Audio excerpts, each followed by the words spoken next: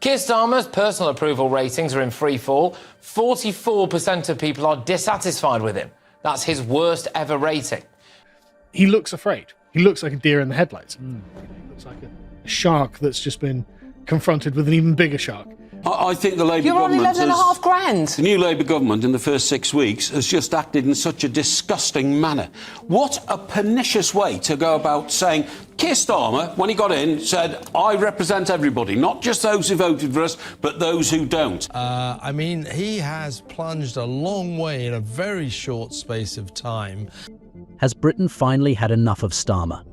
That's the burning question on everyone's mind as the public turns against him in droves. With a string of broken promises and policies that seem more out of touch than ever, it looks like the political honeymoon is well and truly over. He has become the politician the public now loves to hate. As Starmer's approval ratings plummet, it's not hard to see why. With promises unkept, policies that feel out of touch, and a nation growing increasingly disillusioned, the once golden boy of British politics is finding himself in a rapidly sinking boat. But what caused the British public to turn on him in such massive numbers? Is he really that big of a political disaster? More than half of Brits have a very different view to others. Believe the UK is heading in the wrong direction under Labour, according to this polling, in a sign that the new government's honeymoon period is coming to an end, if it even began. The Ipsos survey found the Prime Minister's net rating has slumped from 7 immediately after the election to 0. It comes as Labour is accused of being under the thumb of its trade union paymasters. You heard it. According to a recent poll, nearly half of Britain believes the country is heading in the wrong direction under Starmer's leadership, and it's no surprise. His approval ratings have taken a nosedive, plummeting to rock bottom 0. Yes, 0. It seems that the honeymoon period never even got a chance to start, and the public's patience is running out faster than Starmer can U-turn on another policy. The man just can't catch a break, and with numbers like that, we're the ones who deserve a break. So you're not surprised that Starmer's favourability rating, as it's called, is 0 at the moment? No, I'm not surprised at all. I don't think he was ever popular. He has sort of abandoned his base, and he hasn't been able to win any other... he's able to win some Lib Dem supporters, some people maybe to the liberal end of the Conservative Party, but by and large, he's pushed himself into a corner. It was a strategic mistake for him to do. People voted for him because he promised change. Even though we didn't like what he was peddling, we figured, sure, why not? Let's give him a chance and see how it turns out. That was the beginning and ending of his short-lived honeymoon period. And no wonder, this election was a forced marriage anyway. He abandoned what he stood for rather quickly and started implementing policies that further ruined the country, so now people hate him. Colour me shocked. It's almost as if people don't appreciate a Labour Prime Minister slapping them with taxes and calling them thugs. But there's a specific reason, among many others, and that's his lovey-dovey support for trade unions. That under a Labour government, the unions are, as they've done in 79, as I've told everybody in 97 as well, they tend to have an ability to exert control. We find out today, Trick, that half of Labour MPs are in the pay of unions, and so much in the last 7 or 8 weeks that we all tried to warn people about, looks like it's coming home to roost. It's going to be easier to strike. It's going to be easier to get a pay rise. The unions invested in the Labour Party, and now they're laughing all the way to the bank. You'll get taxed into oblivion, and the unions? Well, they'll get pay raises, and we've already seen that happen. Starmer is dancing to the tune of these unions and ruining Britain in the process. A concerning number of the MPs are on a Labour payroll, and so now they'll rock and roll. Well, not for that long anyway, since the public knows this and is turning against Starmer in record numbers. Did he really think this wouldn't come to bite him in the rear later? Great job, Sir Keir. You've managed to alienate whatever few voters you had. Now nobody in the country likes you. And here's the thing, he didn't even get that many votes. In your monologue there, Jeremy, you said people voted in their millions more for Labour, but actually they didn't. 500,000 people less voted for Keir Starmer than voted for Jeremy Corbyn back in December 19. That's the madness of our electoral system. But yes, the news that some 50% of Labour MPs received donations from unions during the election process. I mean, if that had been donating to Reform or donating to the Tories, the Labour Party would have squealed from the rooftops. That's right. Starmer didn't win because the majority of the people supported him. Not at all. He won because he barely managed to squeeze ahead of the other parties by lies and false promises. There's a bigger point of hypocrisy here. Remember how Starmer and his party bashed the Conservatives on the whole cronies thing? Well, Sir Keir, who is a crony of the unions now. These double standards are what people hate and find unacceptable. If you're going to speak about truth and justice, at least be honest and hold yourself to the same standards. He acts like he won with the support of everyone in the country. Deep down, he knows it's not true and he's afraid. He's got a brittle premiership anyway, because only 20% of the country actually voted for him. And so he's governing like everyone agrees with him, which they don't. And I think this comes through in his demeanor. He looks afraid. He looks like a deer in the headlights. You know, he looks like a shark that's just been confronted with an even bigger shark. And this is really hurting his favorability. Really. Now, they were never very good anyway, as you can see. A shark who is being confronted by a bigger shark. And that's the British public who are not only turning against him, but calling him out on his nonsense. People are furious with the countless U-turns and broken promises. He is becoming the most unpopular Prime Minister of our history, and that's an achievement. Though, not a good one. At any rate, this hammers the point home. He won by just 20% of the votes, and that's laughably low. The other 80% of US gave him a chance, and now he has royally screwed up to the point where nobody supports him anymore. Now, you might be wondering, is he really that bad?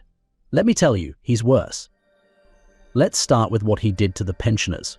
If you're on £11,500 a year, which puts you just over the benefits, pension credit, you've had your winter fuel payment taken away. I think the Labour You're on government 11.5 grand. The new Labour government in the first 6 weeks has just acted in such a disgusting manner. What a pernicious way to go about saying, Keir Starmer, when he got in, said, I represent everybody. Are you still surprised that people hate him? Unions get a huge pay raise at the cost of scrapping winter fuel payments for pensioners. Nobody's saying that people being paid a good wage is a bad thing, but when it comes to the risk of freezing seniors, it's the worst thing possible. What's worse is that he promised he wouldn't do it before the elections. This hypocrisy of bashing the previous government for considering the same idea, and then doing it yourself, is the reason why the public doesn't like two-tier Keir. In fact, the Labour government knows how many people it'll freeze. Here are the numbers.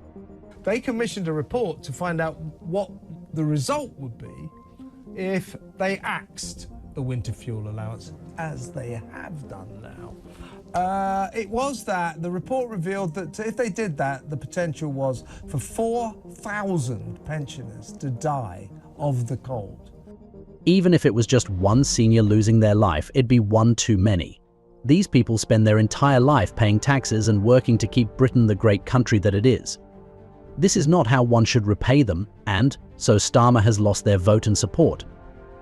There are other ways to improve the economy without hurting vulnerable pensioners, and this allegation that Starmer is being run by the unions seems more and more true every day. Here's Rishi Sunak bashing him over this very point. Now, Mr. Speaker, government is about making choices, and the new Prime Minister has made a choice. He has chosen to take the winter fuel allowance away from low-income pensioners and give that money to certain unionised workforces in inflation-busting pay rises. So can I just ask the Prime Minister, why did he choose train drivers over Britain's vulnerable pensioners? Why indeed, Sir Keir?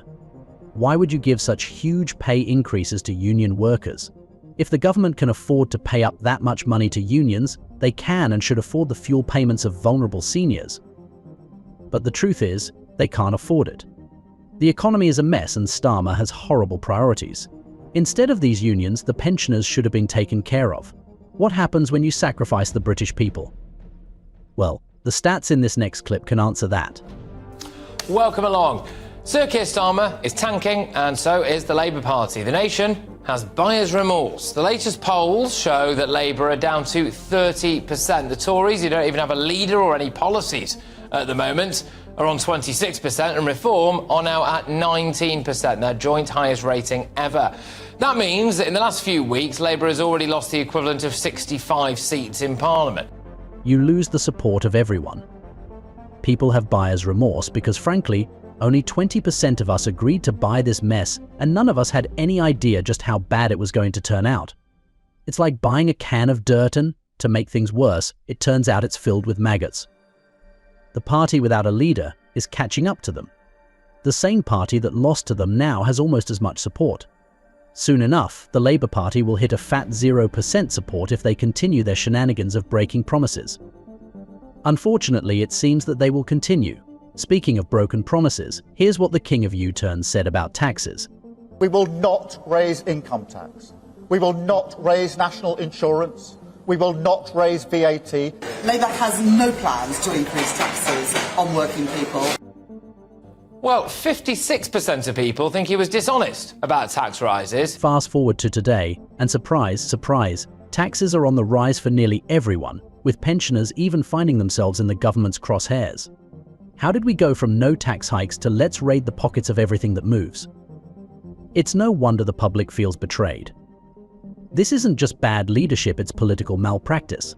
Starmer's ability to break promises is almost artistic. If he wasn't in politics, he'd be performing magic tricks, because 1 minute a policy is there and the next, it's gone. That's not all though.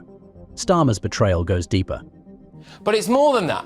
Two-tier policing, two-tier justice, the rush to demonise people as far-right racists, the cronyism scandal, which is now actually being investigated, by the way. The idea that he has inept people around him, like Angela Rayner and Jess Phillips, who has recently claimed she got better health care because she's pro-Palestine. The pensioners' winter fuel allowance cut, not in the manifesto, won't get a vote in Parliament. Ignoring concerns on immigration. How the tables have turned, or how Starmer has U-turned. Keir Starmer's political journey could best be described as a winding road of U-turns, broken promises, and enough flip-flopping to make everyone dizzy. Before the elections, Starmer made a grand show of championing the working class, fighting for social justice, and promising no tax increases on the ordinary Brit. He was the man of the people, or so we thought. Don't forget, they hate cronies, unless it's their own party. Another thing he promised was to be tough on crime. Here's Starmer's own words. I won't stand for record levels of knife crime that we have in this country today. And I won't stand for 9 out of 10 crimes going unsolved.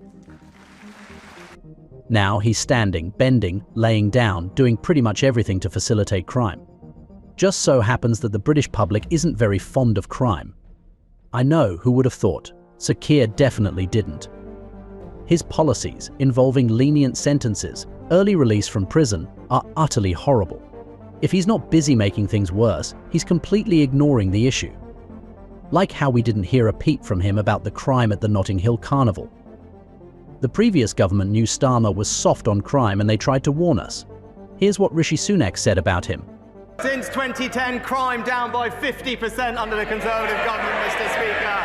20,000 more police officers, we've given them more powers, and we've toughened up sentencing, all opposed by Sir Softy over there. He attended 21 sentencing council meetings that watered down punishments. That's why they call him Sir Softy. Soft on crime, soft on criminals. When it comes to law and order, Starmer's track record is nothing short of laughable. Sir Softy, as Sunak so puts it, seems determined to prove that being tough on crime is just too much work. Whether it's releasing prisoners early or failing to crack down on gang-related violence, Starmer has earned the dubious reputation of being soft on crime. And the British public is not amused. Criminals sure are amused though. Here's what the stats are looking like. And in contrast to the last Labour scheme, prisoners were let out with no supervision, no electronic tags. In fact, 80,000 offenders were let out, 16,000 were violent, Mr. Speaker, leading to multiple murders committed. We fixed that system. But when it comes to this question, not only are we building the biggest prison programme in history, we're also deploying rapid deployment cells. And, Mr. Speaker, because on this side of the House, we understand the importance of prison. Unlike one of his frontbenchers who said, and I said, who quote, prison doesn't prevent crime. With violent crime on the rise, the streets are becoming less safe, and Starmer's hands-off approach is starting to look more like hands in the air, shrugging helplessly. Is this not a ridiculous move? His Justice Secretary is reducing sentences for non-violent offenders to free up space in overcrowded prisons, which, while sounding practical, has left people worried about what other corners the Labour Party might be willing to cut. Then, of course, there's the issue of immigration, where Starmer's cutting the policies for immigration are a confusing cocktail of indecision and vague promises. Despite making multiple statements about controlling borders, the public has seen little in the way of action. The gangs will be smashed, someday, eventually, Instead, the problem continues to spiral, leaving people wondering if Starmer even has a plan or if he's too busy flipping through the pages of his previous manifestos to find the answers. Which, by the way, he has already abandoned. Watch the previous government expose his hypocrisy. Speaker, the honourable gentleman has been on the wrong side of this issue his entire career. He described all immigration law as racist. He said it was a mistake to control immigration. And he has never, ever voted for tougher asylum laws. It is clear, Mr. Speaker, while he's in hock to the open border activists, we're on the side of the British people. While Sunak and the Conservative Party have made it clear who Starmer truly is, Starmer has been caught flat-footed. The public doesn't just want action, they want clear, decisive action. And right now it seems like Starmer couldn't find the border with a map and a compass, let alone enforce one. All the while, small boats continue to arrive and illegal immigrants enjoy accommodations on your taxpayer money. Speaking of your tax money, Starmer wants to tax you into poverty. Don't believe me? Watch this and notice how he doesn't. Under Starmer's leadership, the UK economy has stumbled from one crisis to another, which really is saying something since he's only been in office for a few months. His decisions on increasing taxes, especially during a cost of living crisis, show a complete detachment from the very people he claims to represent. The public was promised economic stability, but what we got instead was more like economic instability on steroids. The result? People turn against him in huge numbers. There is a budget coming in October, and it's going to be painful. We have no other choice, given the situation that we're in. Those with the broadest shoulders should bear the heavier burden. I'll have to turn to the country and make big asks of you as well, to accept short-term pain for long-term good, the difficult trade-off for the genuine solution. After all those promises, what does he say in his first major speech? Oh, it's going to be painful. It's as if he's punishing people for electing him. Starmer's approach is nothing more than a car crash waiting to happen. And the British public has caught on. Poll after poll shows people growing increasingly concerned about Starmer's economic policies, which seem more suited to driving the country into a wall than leading it to prosperity. I mean, he has plunged a long way in a very short space of time. And as I was discussing with Isabel Oakeshott earlier, it's almost as if he's trying to alienate vast swathes of the public. Smokers, drivers, motorists, people who like free speech, people who like freedom. He's alienated everyone, and now there's nobody left to support him. The story of Keir Starmer is one of missed opportunities, broken promises, and spectacular political misjudgments. The public is no longer on his side, and if recent polls are anything to go by, the Labour Party may be heading for one of its worst performances in years. At this point, it's less a question of if Starmer will fall, but when. The British people are tired. They're tired of the empty promises, the weak stances on crime, and the utter mismanagement of the economy. We will all watch the spectacle of Starmer's spectacular failure unfold. And watching it happen isn't enough, we need to expose it, which is why we need your support. Don't forget to like, subscribe, and stay tuned for more, because this train wreck isn't over yet.